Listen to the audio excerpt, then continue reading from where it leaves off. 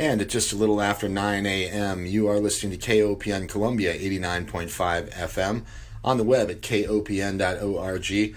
My name is Mike Hagan. This is Open Mic Radio. We're going to play some cool music for you this morning and have a fun conversation with my friend Justin Hickerson. That in just a few minutes.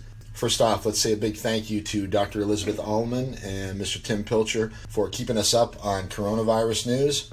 Always appreciate the information that they bring us. We're going to switch gears now and get to some music, though. This is Justin Hickerson. You're listening to it here, Open Mic Radio, KOPN Columbia, 89.5 FM.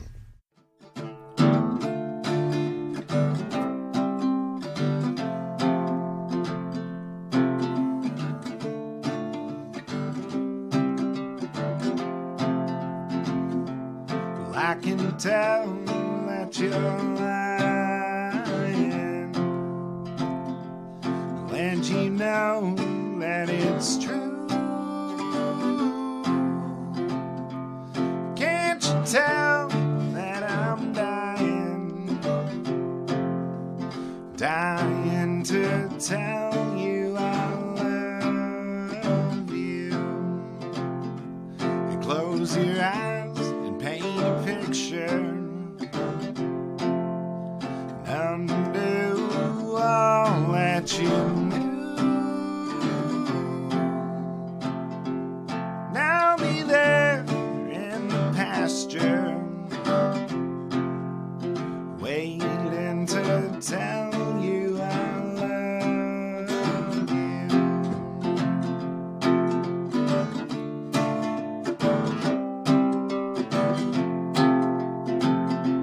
And I can't think when I'm sleeping,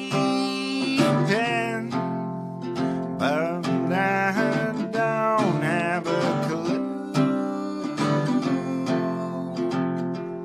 Now the secrets that you're keeping, they keep me from saying that I love you.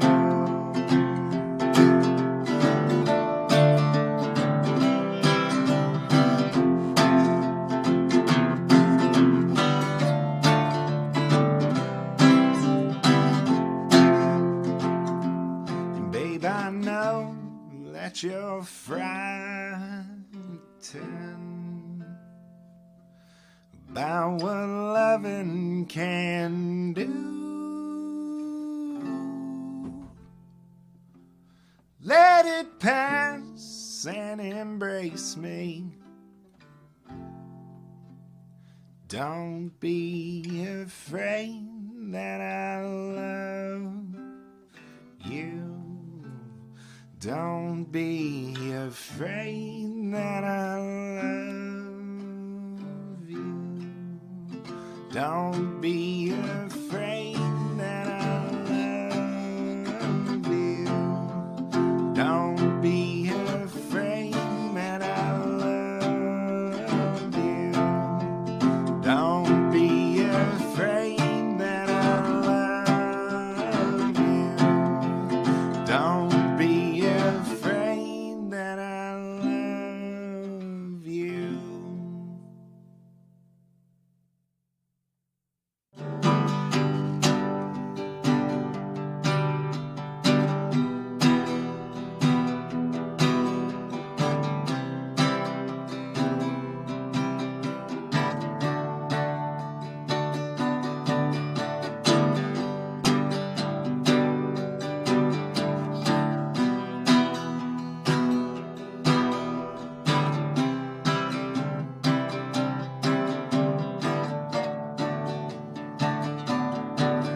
Day 7 and I'm still struggling to sleep, and I still can't bring myself to eat. Got no strength left to stand on my feet. My mind's been racing, tangled up with fright at the possibility that you just might find a new man to hold you close at night and hold you oh so tight. Nothing's here to break my falling down except the cold hard unforgettable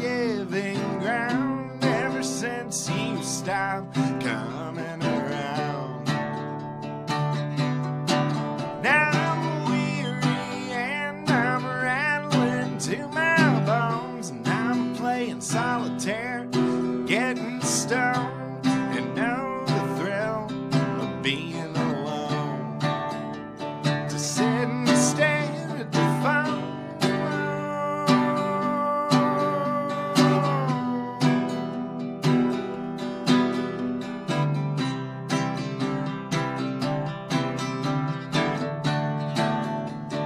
Darling, won't you please come home?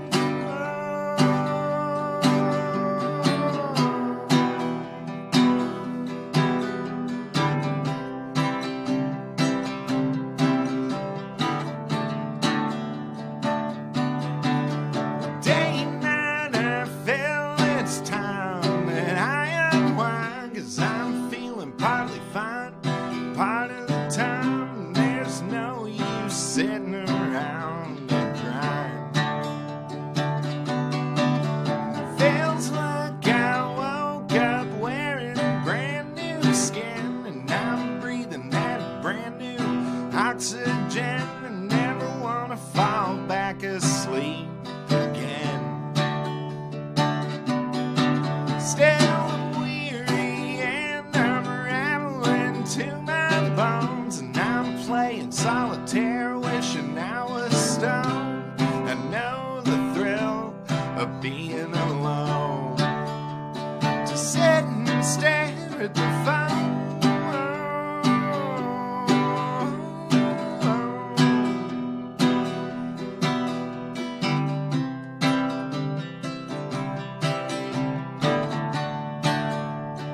Darling, won't you please come home?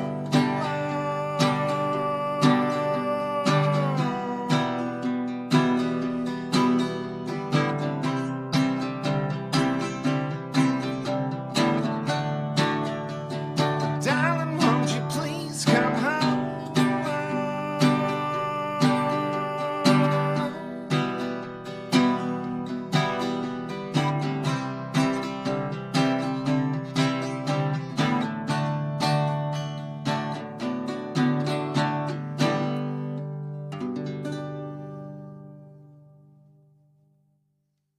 You're listening to Open Mic Radio with Mike Hagan on KOPN Columbia, and my guest this morning is Justin Hickerson. And Justin is a very active musician, singer, songwriter, drummer around these parts. And yeah, he sent me a few songs, and we started off the show with Dying to Tell You, which is actually a homosexual song. How did you end up connecting with those guys originally, Justin?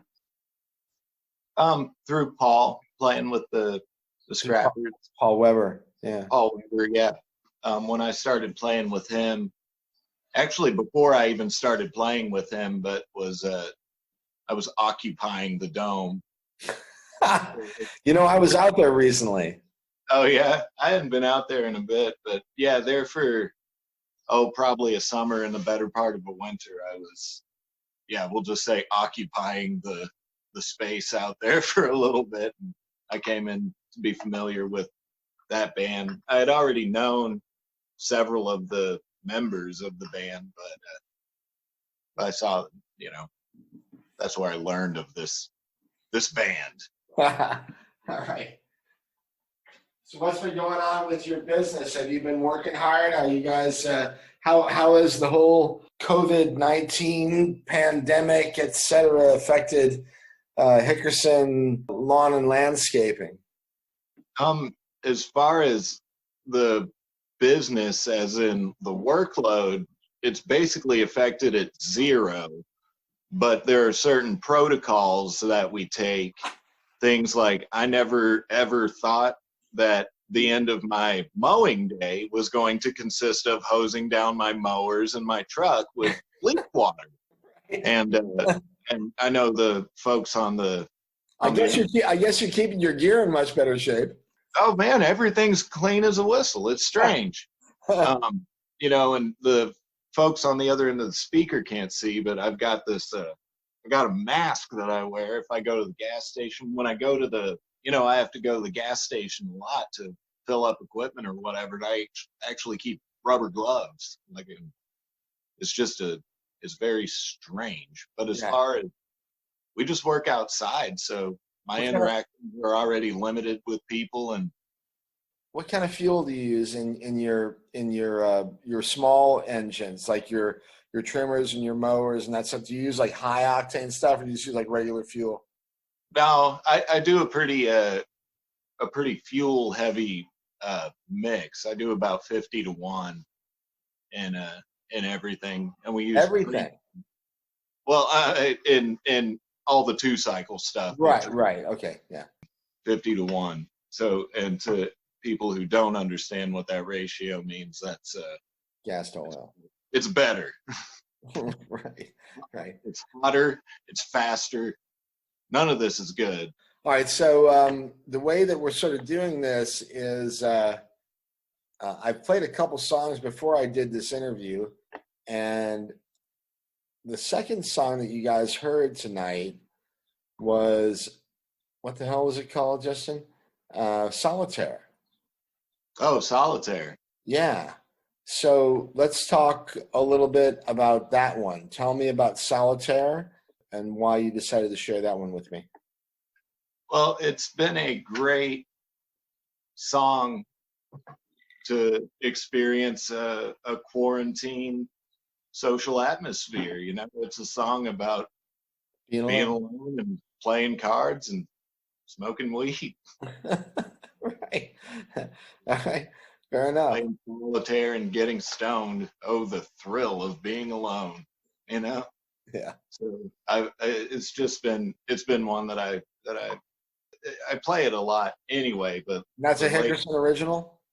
Yeah, I wrote that song. I wrote that song back in 2013, and it's a fun one, just because the chord progression is pretty simple. So, I mean, over the years I've developed a number of different ways that I play it in different keys and picking patterns, time signatures, etc. Mm-hmm. But it's a fun song to sing. I don't know. I know I'm supposed to sit here and like not. I mean, I don't know. I like the song. I'm glad that I wrote it. You know. I like it. I like it too. But as far as the reason for sending it for this specific purpose is just because I think it's a good one for anyone who might be a solo dweller through all this, like me. You know? Let me ask you what you guys have been doing with regard to the bands and the the non-solo projects. You're involved in a whole bunch of different stuff. You play with Paul and the Scrappers. You play with the Daves. You play with Foxteeth. You've got the Ridgerunners. And how are you guys handling that as bands? I mean, have you just sort of taken a hiatus, or are you trying to collaborate? Really, I wouldn't say it like a hiatus, but I mean, I know we're not the only case, but in pretty much all of my projects have been essentially kind of put on hold, you know. And I mean, we all communicate, but and you know, Russ from Foxteeth has sent me some tracks I need to lay some drums down for. In fact, that's why I was playing the other day, but I was like, I was gonna do this tonight. I'm not gonna be able to do this tonight, you know, kind of a deal. But you know, other than that, I mean, it's pretty limited in what it's available unless a band lives together. Now, I will say, I hope and I assume that most of the people that I play with are up to something musically, because we are all musicians and have to satiate. And I would I kind of look forward to what everything's going to sound like after not playing for so long, you know, like if anything will sound different, or if anyone's like flair has changed, or like new nuances that might come into play. Right. I imagine it probably will. You've probably had this experience. I think a lot of people have, and it doesn't really matter with regard to the skill. But sometimes if you do something for any length of time, and then you take a break on it, you would think that maybe you get rusty, but actually sometimes that break is something's happening in the background or something.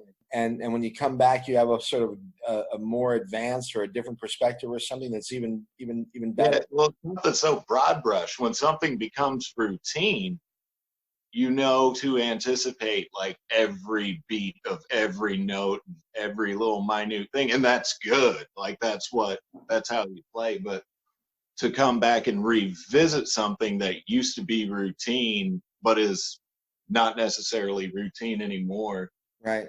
it's like instead of like being zoned in on every little detail, you get to kind of step back and, for lack of a better way of putting it, like kind of enjoy the whole picture. It's like, oh, this is how this goes, I don't know. Yeah. Actually, I do know. I don't know how to say it right. Well, so just for the listeners, I mean, all of the people that you are involved with, the people that are playing other projects with you, how's everybody else doing out there? I mean, I don't want to get too personal, but I mean, people are hanging tough and they're doing the best they can in the middle of a strange situation. And yeah, I mean, as far as like most of our group conversations are kind of like on a like, this is a bummer, this is a drag. Do you think I think the Daves just booked a Rose, potentially a show in August. damn, wow. A happy hour, but I don't know. I get really weary. I'm trying not to get too fettered about not playing because unfortunately I don't think we're going to be doing it anytime soon. To be realistic, and that makes me nervous, yeah. Socially, but on shows, like, yeah, I mean, it's kind of a drag. in mass, I think it would take the cooperation of everyone, including all attendees, to be considerate of the situation. But yeah, no, it's a really rough thing. Yeah, and there's no real simple sort of. I've liked an idea of like you know how people like go tour around and see the Christmas lights, like, and you can put it on the radio station. There's like, like a circuit, you can go see the drive around. It'd be cool to do like porch shows like that, where, it's like set it out to where it's like you basically have like an hour-long drive. You drive by somewhere, and hang out for 5 minutes or whatever, but, there's like someone playing on a porch. It might be lame, but I like the idea of just kind of like the artist being stationary and the crowd, the audience comes in, just in and out, like a road. It's a completely different way of doing things, but. Well, I mean, what it's going to take at this point, some creativity and some new ideas, and I mean, music and entertainment and art for both the performers and the crowd that are there to enjoy the performance.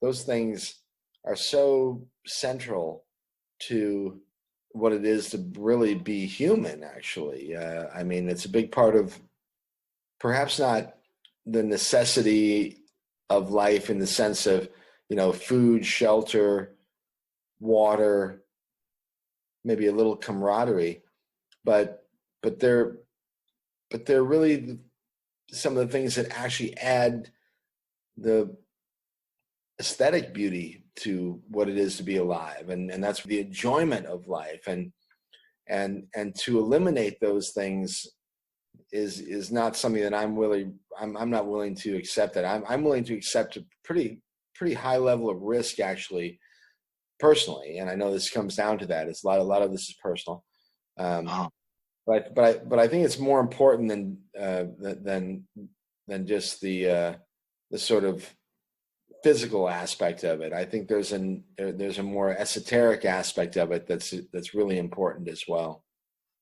Agreed. Yeah, man. On that note, I'd like to pause for a second and say hey to Andy Ream, if you're out in the other truck somewhere and listening to this, hey, Andy Ream is working at Hickerson Lawn and Landscape right now until the hoot and hollers go back out on the road. Yeah. And if you need a hand with your landscape work, and if you need some stuff done in the yard or on the corporate landscape, you guys are available. Let's do a little plug. What's the best way to get a hold of you guys if people need help, Justin? Oh, shoot. Well, you just call up old Hickerson Lawn and Landscape, area code 573-397-3183. You'll talk to Pat. Tell him Justin sent you. He might hang up on you. I don't think he will. No. But yeah, we're out and about, and we got 4 times as many men out working than we did last year. Individuals out working than we did last year. And it's rocking and rolling. All right. Yeah. Hi to Andy. I'm glad he's able to help you guys out, and I imagine you guys are enjoying it. Andy and Chris Voss as well. But Chris Voss is here. In the room with you? No. Sorry, Mike. You might have to edit this part out. I'm totally stoned over. We're certainly not going to edit that. But yeah, I know Foss. He's been on the show before, and he's a really cool. He does sort of a cool one-man loop artist sort of thing, but he also plays with Foxteeth. Is that right? No. He plays with the Barroom Billies. Oh, with the Billies. Yeah. He plays guitar with them. And back when we had shows months ago. Actually, the Barroom Billies was the last show I went and attended before the shutdown. Really? Yeah. So I'm trying to think of what mine was. I'll tell you what it was. What was it? I can't remember the last show I saw you at. Anyway, it's been a while for me too. I wish I could remember better. Yeah, it's strange, and I love the fact that you're coming up with cool ideas on how to make it, how to do different stuff. I mean, it's awesome. And what you said earlier, Justin, really is cool about this is the living room where this song was written. This is the chair where it was written, and this is pretty much the way that I play it when I'm sitting in this chair. And it's like, listen, I don't ever have anybody over to my house. I don't want anybody over here. But you get to see me play a song that I wrote in the chair that I wrote it on. Guitar, To me, I mean, and to someone just scrolling through their social media, I'm not blissfully unaware that, it gets scrolled by or what. But for me, it's like, this is like a neat opportunity to like offer, I kind of opted out of ever doing trying to do a live stream or try and clog up people's people that are actually trying to do these live shows and try and make money off of it. Right. As mentioned earlier, I kind of already have a primary source of income, and I have a unique opportunity where I get to do both simultaneously. But so I just chose to instead just one song at a time, just get a nice shot of a song and just post it. And then if someone wants to watch it, they can watch it anytime they'd like. And it's free. From my chair to your chair, buddy. Hey, what's that plant over your right shoulder? This is a big old aloe plant. Wow. Yeah. It doesn't my picture here. Yeah. Well, we're doing radio, but I can tell people it's a beautiful aloe plant behind Justin here, and it's 2 or 3 feet in the spread, that thing. Yeah, you want to know what's crazy? Is I just pruned it too. What? It had the ones on the bottom, they had started to, the way the leaves work is they'll kind of die from the inside out, back at the stem. Mm-hmm. And some of the ones on the bottom, they were already dried out toward the stem. So I just kind of pulled out the stuff that was dead and dying to allow the newer growth the opportunity to flourish. But man, there were some on there that I'm not kidding, were probably 9 inches wide. Holy smokes. To spike. How do you the same. propagate a plant like that? Can you take a cutting of that and No, like sort of if you replant it, or? it does what aloes do is what they call pups. They shoot out just tiny little plants. If you look under the big leaf here, let me change the picture here again. Like this right here. I'll pull it out right now. Mm-hmm. See? Oh, wow. They're almost like See? tubers. Yeah. You just plop these in a pot in the dirt, Yeah. and here you go. Happy Mother's Day. I haven't had to buy obligatory gift-giving holidays gifts. Everybody's got one of my aloes, though. That's awesome. Oh, man. All right. What are you seeing out there, out and about? You're one of the few people who are still actually busy and moving around a lot. You're still doing your lawn work, you're doing landscaping. I mean, really, this is just sort of an observational thing out there in the public. You know, it's a strange time for everybody. I mean, There for like the week 2 and 3, it was actually really interesting because so many people were at home. Everybody was at home. And some people were working from home, but some people were just at home. And it was weird to show up on like a Tuesday or a Wednesday to someone's house where like normally the whole neighborhood, everyone's at work. But it's like right. 2 or 3 in the afternoon, and kids are out playing basketball and people are out playing catch and riding bikes, and like it's just like heavily occupied. Right. Right. And everyone seems to be in a pretty good mood. I'm talking about at that time. Right now, I don't really see or talk to much of anyone. You see a bunch of kids. There's a bunch of kids out like riding bikes and stuff in the neighborhoods, which is good. More recently, I've seen a dramatic spike in the occupancy of like the box stores that are open, grocery stores and Walmart and such. I think it's vital that everybody wear a mask in those kinds of places. Yeah. Yeah. At the very least, you know, like I'm not like a health nut or anything, but you know, just for the sake of, you know, whatever. I just like if I go in somewhere, I'll put this mask on. It's a very, very strange time. But I don't think people ignoring it is wise. Like I see substantial amount of people doing, just walking around seemingly not caring, not getting a grasp of the Right.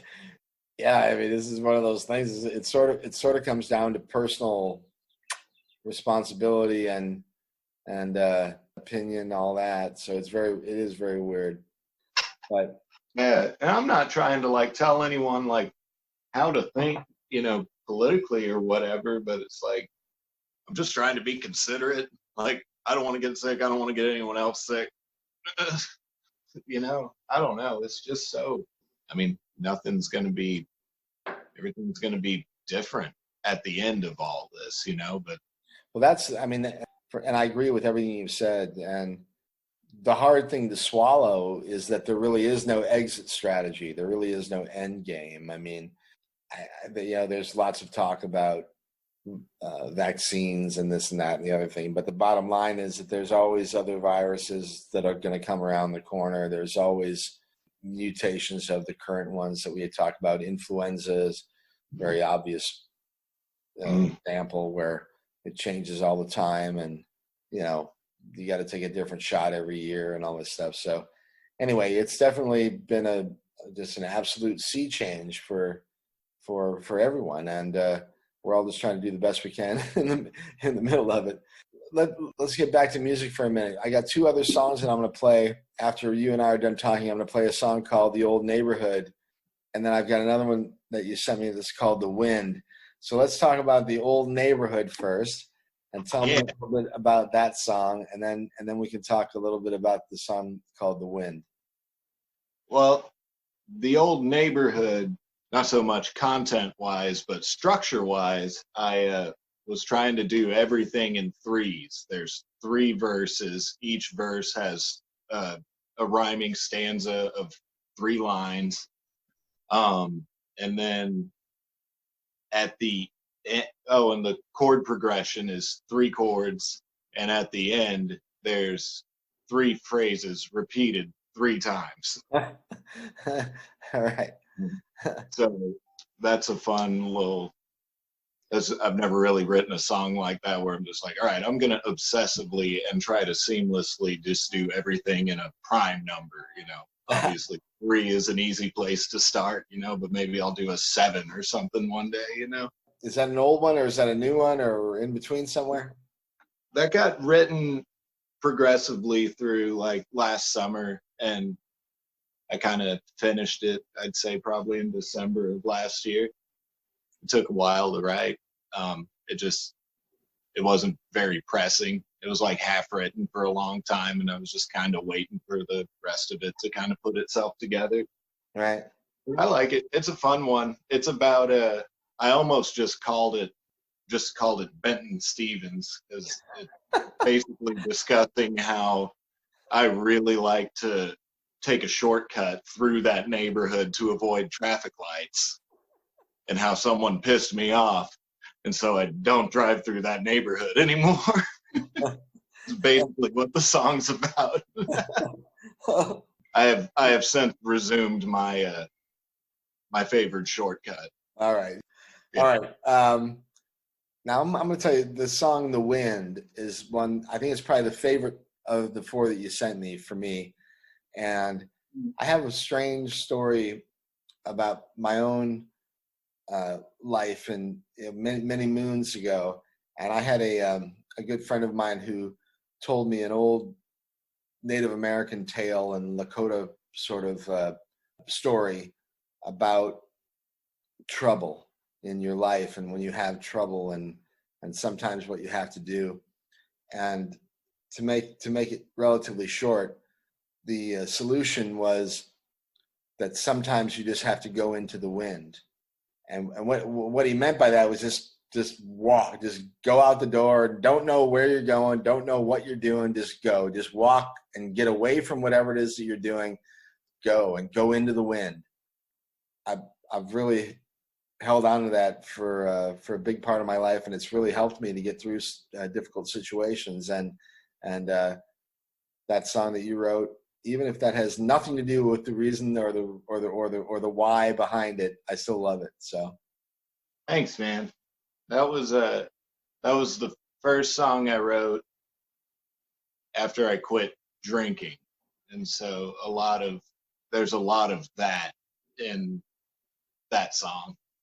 And I wrote it while I was pet sitting for someone who was off on a different but kind of a parallel, like, life-changing departure to return, and so I remember when, I left to seek treatment, and I felt so different when I came home and realized that, like, really nothing had changed, and like this whole, like, atmosphere of, like, total restart. Like, I was like, like, I'm the only thing that has changed. I've come home and I go out and, like, everyone's the same, and it's almost spooky how, like, just like to suddenly have that cognizance of the world around you that had been fogged for so long, and getting a clear picture of, like, okay,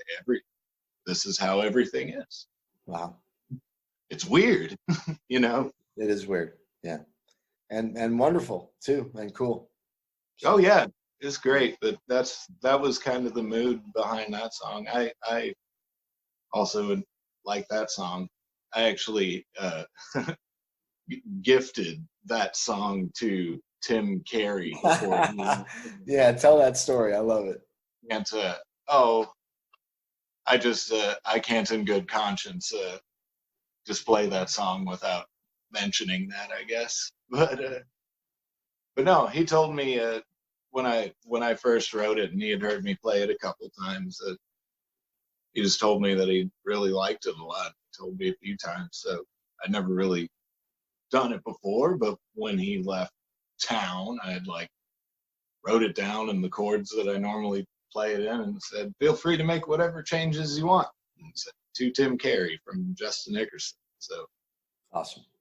You're writing some wonderful songs, Justin. I appreciate you sharing a few of them with me and with the rest of the listeners today. So we're going to play Old Neighborhood and The Wind after Justin and I are done talking here. And if people want to get a hold of you, they can find you on Instagram. And do you do Facebook? I don't know. I don't, but there's a Justin Hickerson music page, but it's about as active as, say, the Scrappers page.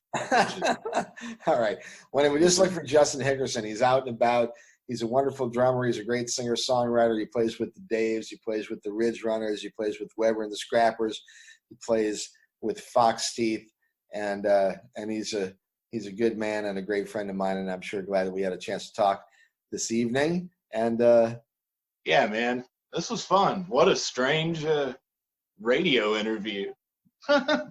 You're making do. We'll make do with it, and hopefully we can continue stuff like this. And I've been really struggling with it. I'll be honest. I've been really struggling because shit.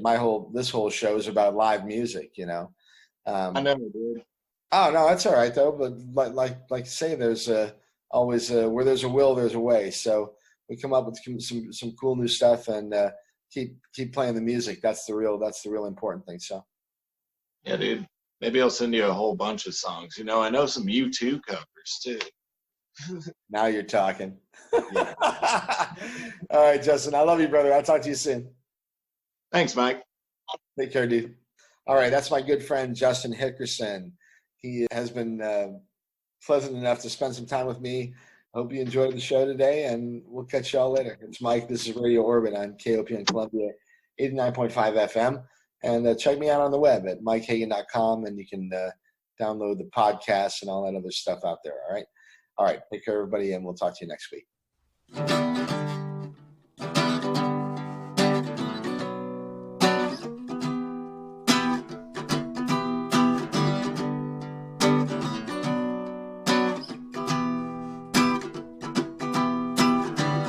Long gone are the days of losing sleep and time over past crimes, and gone days when I would take a leisurely cut at the center of town and mingle around in my old neighborhood. And I could skip not one but two stoplights and waste all that saved time every chance I could. I used to drive by my old house and ride by your front door. You used to have me in from time to time to mingle and unwind and help mind your chores.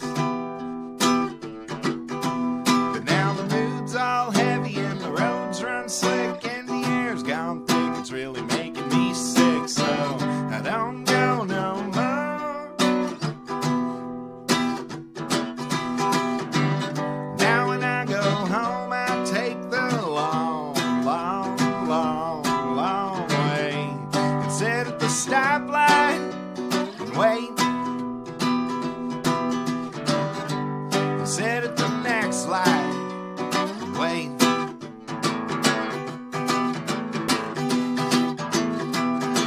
I took the long, long way to come home and miss you again. It's been a long, hard day to come home and miss you again. I come a long, long way to come home and just miss you